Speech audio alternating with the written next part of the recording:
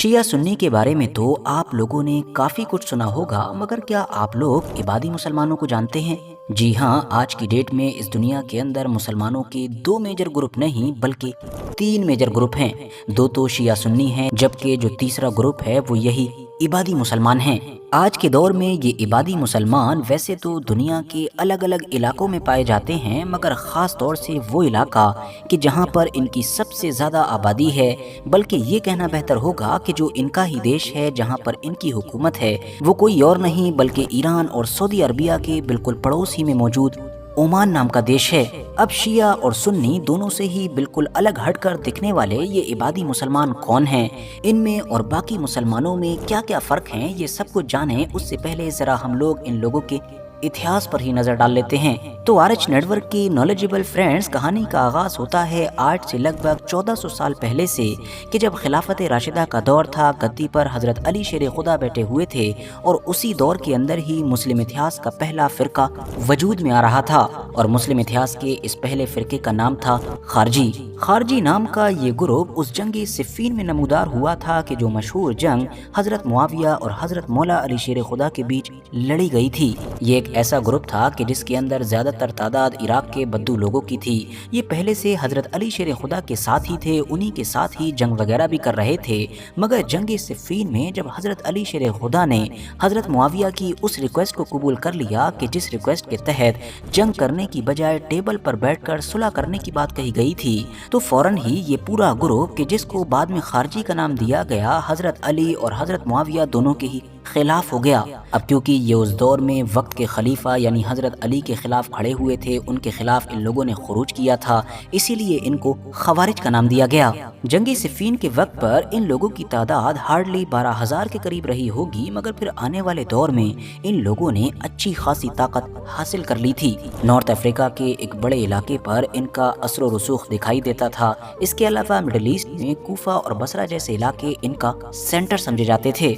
Even खुद हजरत मौला अली शेर खुदा भी एक खारजी ही कि जिसका नाम इब्ने मुलजिम था, उसके हाथों शहीद हुए थे। बाद में आने वाले दौर में भी खारजी नाम का ये ग्रुप मुस्लिम दुनिया की गद्दी पर बैठने वाले जो नए नए हुक्मरान थे उनसे जंग ही करता रहा। और इन लगातार जंगों की वजह से ही फिर सल्तनत अब्बासिया के दौर में एक वक्त ऐसा भी आया कि जब खारजी नाम का ये ग्रुप हमारी इस दुनिया से कहीं गायब हो गया। ये ग्रुप तो गायब हो गया था, मगर इसका जो असर व रसूख था वो अलग अलग अंदाज में, अलग अलग फॉर्म में इस दुनिया के अंदर हमेशा बाकी रहा।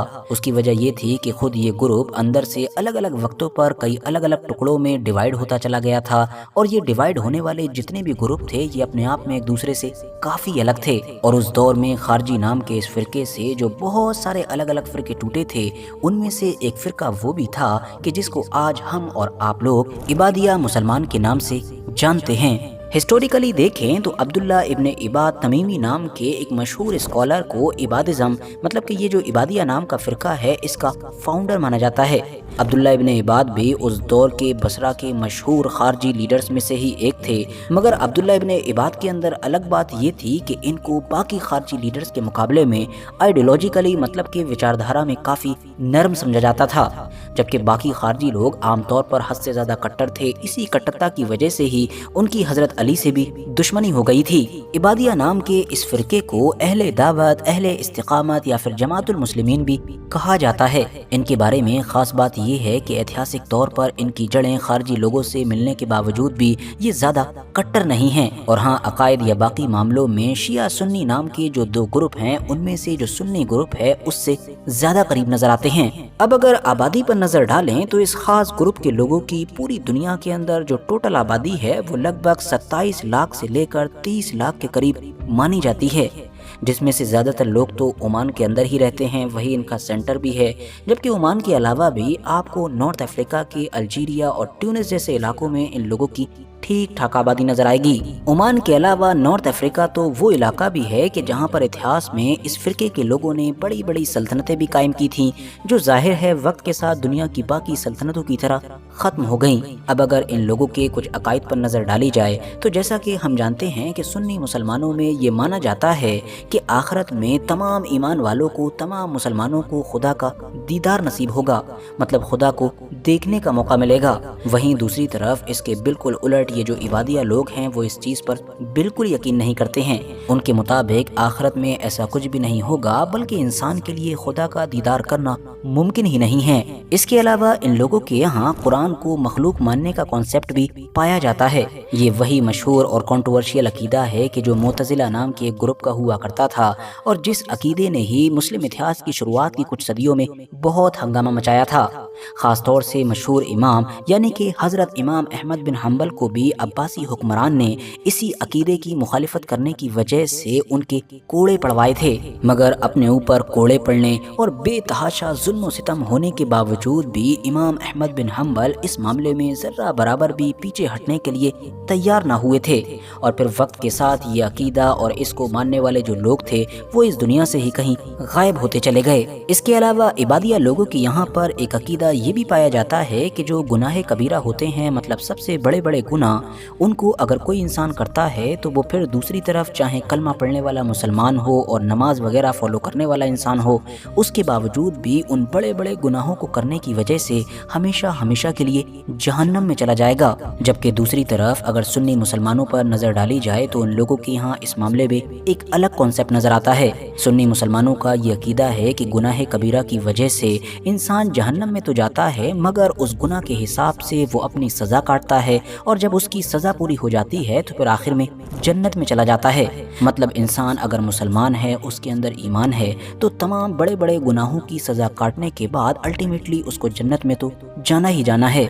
एक और वर्थ नोटिसिंग बात यह भी है कि जहां एक तरफ सुन्नी मुसलमानों में कुरान के बाद दूसरी सबसे अहम किताब सही बुखारी है जो कि एक हदीस की किताब है, तो वहीं दूसरी तरफ इबादिया लोगों की यहाँ पर कुरान के बाद जो उनकी दूसरी सबसे अहम किताब है, जो हदीस की किताब है, वो सही बुखारी या सही मुस्लिम नहीं बल्कि मसनद अल रबी इब्ने हबीब है। इबादिया फ़िरके के लोग नमाज शुरू करते वक्त अपने हाथों को भी नहीं उठाते हैं, वो पूरी नमाज हाथ छोड़कर ही अदा करते हैं। इसके अलावा इन लोगों के यहाँ पर नमाज का जब एंड होता है तो वो भी 2 सलाम के बजाय 1 सलाम के साथ ही हो जाता है। ये लोग न तो शिया लोगों के इमामत के कॉन्सेप्ट को मानते हैं और न ही खिलाफत को लेकर इनके वो नज़रियात हैं कि जो सुन्नी मुसलमानों के हैं।